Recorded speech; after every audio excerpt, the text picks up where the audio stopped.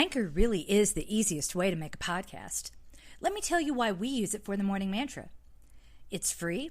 It comes with built-in creation tools that allow us to record and edit our podcast right from the palm of our hand in our tablets or on our computers. Anchor distributes the podcast for us so that it can be heard on Spotify, Apple Podcasts, Stitcher, and many more. It's everything you need to make a podcast in one place. No fancy studios or training required, just your unique voice. Did I mention it's free? 'Cause it is. Download the free Anchor app or go to anchor.fm to get started. Be warned, today's mantra is a little profane, even for me. Put in your earphones. Children, put on your earmuffs. MK's here to speak. You can love motherfucking baskets at your own motherfucking house. Hi, this is Coach MK, and this is the Morning Mantra. Hi, my name is MK Fleming. I'm a run coach based in Denver, Colorado. But this isn't a podcast about running exactly. Don't tell my clients, but we're never really talking about the running. When you know a craptastic event is coming, it helps to have a mantra to keep you centered and focused as you move through it. You don't have to be an athlete to be #coached and loved by Coach MK. And if you are here, then you are #winning at life. Today's mantra is, ooh-wee, I'ma eat that up. Ooh-wee, I'ma eat that up. I don't use Twitter very often, but today I chose to get involved in a thread about ADHD. The question was about the microaggressions we tolerate from neuronormative folks because we don't trust ourselves. What did I just say? I'm messy. I forget things. I know this. So sometimes I let people tell me things. My organization systems consist of piles out in the open. You know how last week I talked about how help is not always helpful and kind gestures aren't always kind? You would not believe the sheer number of people who have shown up at my home thinking they can cure my ADHD with baskets. Baskets. Like, oh yay, I don't need Adderall anymore. Thank you. Oh my gosh, baskets. Who knew? Now, somehow, this never sounds ridiculous when they are shopping for baskets at the Dollar Tree that is 3 blocks from my house. But this is how out of control it is. The guys at Goodwill, they know me. More baskets? Is your mom in town? No, these are from a friend. I think my favorite greeting, though, oh, basket drama. That's me. I am basket drama. He's not wrong. I'm Southern. I'm a decent human, you guys, which is where the drama comes from. I really don't enjoy hurting people's feelings, and that is where drama can come from.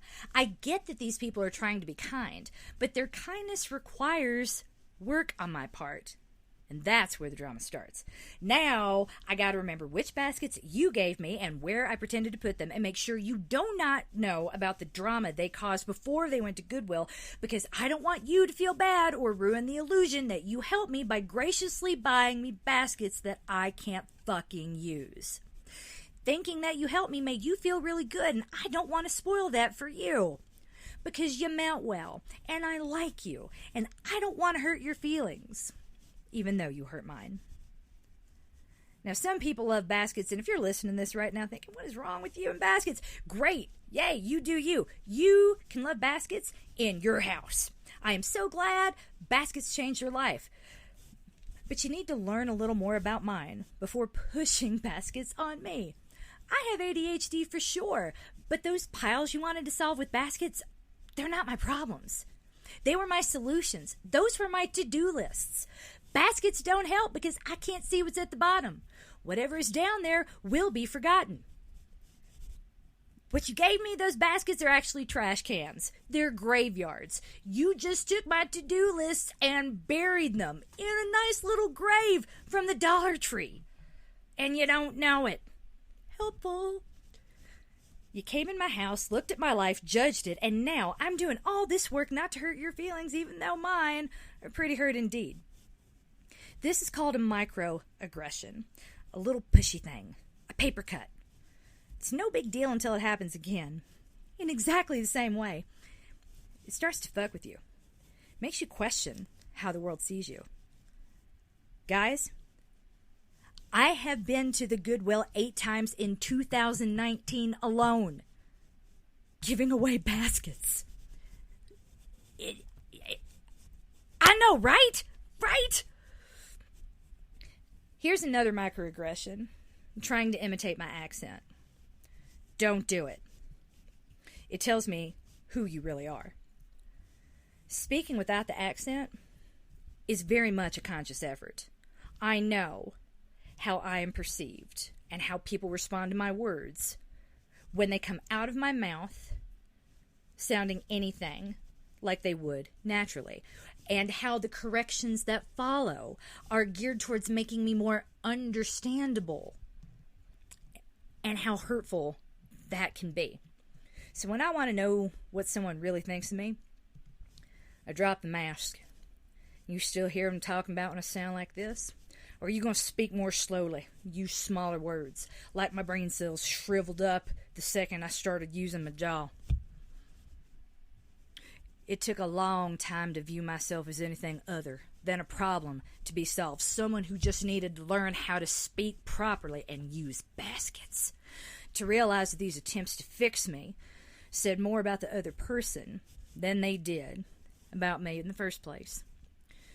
The real question is, how the fuck did I allow yet another basket-buying motherfucker in my house and not know it?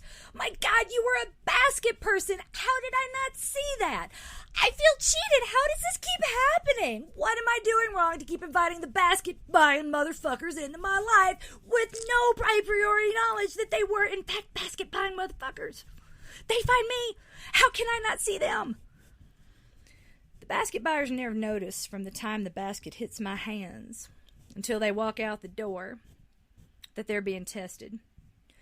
They might not have noticed because it happens slowly that my southern accent is now in full force, and that they, in response, are speaking a little more slowly, kind of sing-song, demonstrating proper basket usage and saying things like, "Here, your turn, you try." Like they're talking to my 4-year-old. Because that's how I talk to my 4-year-old when I'm trying to get her to take a shit. They don't see what they're doing, but I do. I cannot unsee it. Now, if you were there in that moment, you might think I'm being unfair because you don't want to get involved in that moment. Just like if I tell you about it later, you don't want to get involved in a potential conflict. You don't want to take sides. These people are just being nice, right, Mary Catherine? Come on, is this really basket drama? Now, if you were not in the room, but instead were watching this unfold on a screen, would you see it differently? Would these people seem pushy? Would my reaction make more sense? How many times do you need to see me play basket drama before my reaction is legit to you? How many times will it take before you say, "Oh my God, more baskets," and slap the seat next to you? This is why I call out problematic storylines and microaggressions when I see them. It's why I'm not going to stop. I stand by everything we published about Brittany Runs a Marathon. Everything. Especially everything Amy said. Amy. Gorgeous, brilliant Amy, who plays with my kids without hesitation. Who's Shiloh, who doesn't like anybody. Grabs by the hands and says, "Follow me," because she knows Amy will. Because Amy is awesome. Amy, who I would do anything for because she is such a ray of light without a mean bone in her body.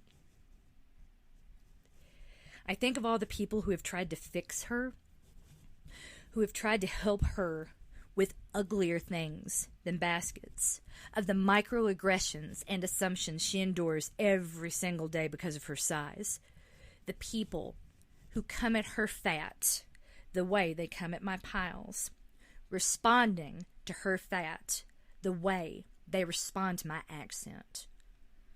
Amy's problem is not her fat. It's the people who cannot see any other part of her. So, the mantra. If someone comes at you trying to solve a problem that is not yours, trying to solve a problem that does not in fact exist, offering you inane shit like baskets and diet pills and, ooh, did you see how Jessica Simpson lost 100 pounds in 6 months? I want you to hear my voice in the back of your head saying, woo, I'ma eat that up, shit it out, and fertilize the maters with it. Thank you!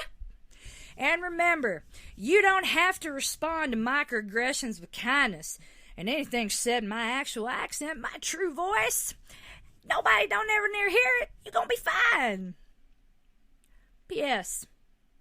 Amy has a lot to say about the Jessica Simpson story. Bonus episodes coming soon. Stay tuned.